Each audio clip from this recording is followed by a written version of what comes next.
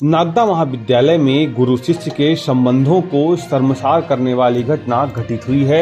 शिक्षक ने छात्रा के साथ छेड़खानी की, जिस पर थाने में प्रकरण दर्ज होने के बाद शिक्षक को जमानत मिल गई।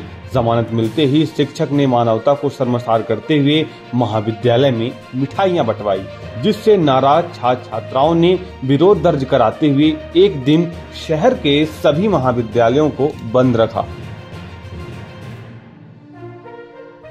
आपको बता दें कि 20 दिन पहले शासकीय कन्या महाविद्यालय के प्रोफेसर बुंदोलिया ने वहीं की एक छात्रा के साथ छेड़खानी की थी, जिसके विरोध में छात्रा ने थाने में पहुंचकर संबंधित प्रोफेसर के खिलाफ एफआईआर दर्ज कराई थी। एफआईआर दर्ज होने के बाद शिक्षक को जमानत मिल गई, जिसके बाद प्रोफेसर द्वारा कॉलेज में मिठाइयां बांटी गई। उस छात्रा को मानसिक प्रताड़ना दी गई। जहां एक तरफ भाजपा बेटी बचाओ बेटी पढ़ाओ की बात करती है, तो वहीं दूसरी तरफ दोषी प्रोफेसर के खिलाफ कार्रवाई न करना उनकी मंशा को दर्शाता है। अभी 20 दिन पूर्व एक शासकीय कन्या महाविद्यालय की छात्रा है, जिसके साथ वहीं के एक प्रोफेसर है जो इंग्लिश के प्रोफेसर है, उनके द्वारा उसके साथ छेड़छाड़ की गई, जिसको बेड टच कहते हैं, जिसकी बिना परमिशन से टच करना। उस प्रोफेसर द्वारा को मना करने के बाद भी कई बार उस गुड़िया के साथ बेड टच किया गया। बेड टच करने के बाद उस गुड़िया द्वारा एफआईआर दर्ज कराई गई। एफआईआर दर्ज कराने के बाद उसकी जमानत हुई। जमानत होने के बाद उस प्रोफेसर ने अगले दिन जाकर कॉलेज में मिठाई वितरण की। मिठाई वितरण उस कक्षा में की जाके जिस कक्षा में वो बच्ची पढ़ती है।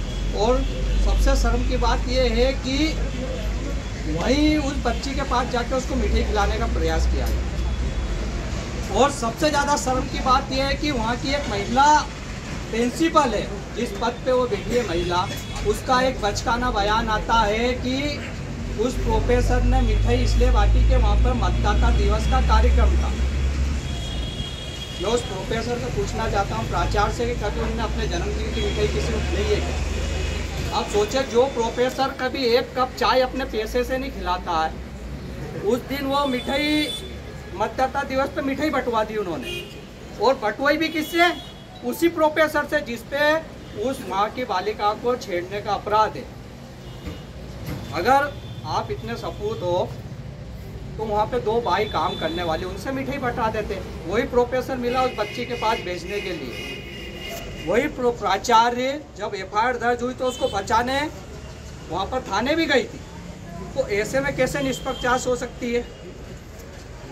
आपने जांच का बोला कि इस एसडीएम साहब ने जांच के आदेश दिए। आप देखें, जांच में 7 दिन तक कन्या महाविद्यालय की प्राचार्य ने जांच की। 2-2 घंटे उस बालिका को बिठा के रखा, उसके स्टेटमेंट लिखित में ले लिए। उसके बाद फिर आंदोलन होता है। आंदोलन होने के बाद फिर एसडीएम साहब ने बड़े कॉलेज प्रोफेसर को जांच का जुम्मा सौंप दिया। उस जांच को भी 7 दिन हो गए आज। जांच रिपोर्ट कुछ नहीं बता रही क्या हुआ, है ना। अब ये देखने की बात है कि उसको क्यों बचाया जा रहा। मैं आपको 2 उदाहरण बताता हूँ। इसी नागदा क्षेत्र के प्रोफेसर परमार सर थे उस कॉलेज में। 2 दिन उनको सस्पेंड कर दिया, सिर्फ उन पर आरोप लगाया, आरोप सिद्ध नहीं हुआ, पर उनको दूसरी जगह ट्रांसफ़र कर दिया। एक और मामला है, वहीं की एक मैडम को एक प्रोफेसर द्वारा एसएमएस भेजे गए थे मोबाइल पे।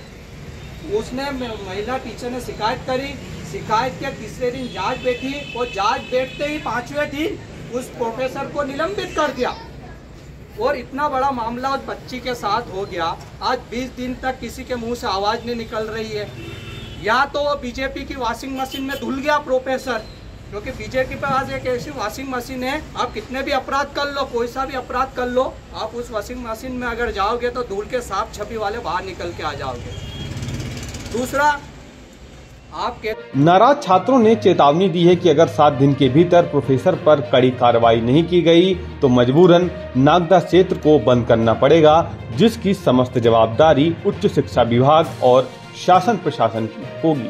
टाइम 8 मध्य प्रदेश के लिए नागदा से चंद्रभान सिंह देवड़ा की रिपोर्ट। मैं हूं सीमा वर्मा और आप देख रहे हैं टाइम 8 मध्य प्रदेश। टाइम 8 मध्य प्रदेश आपका अपना चैनल है। अब तक चैनल को सब्सक्राइब नहीं किया हो तो चैनल को सब्सक्राइब कर लें, लाइक करें, फॉलो करें और शेयर करना बिल्कुल ना भूलें।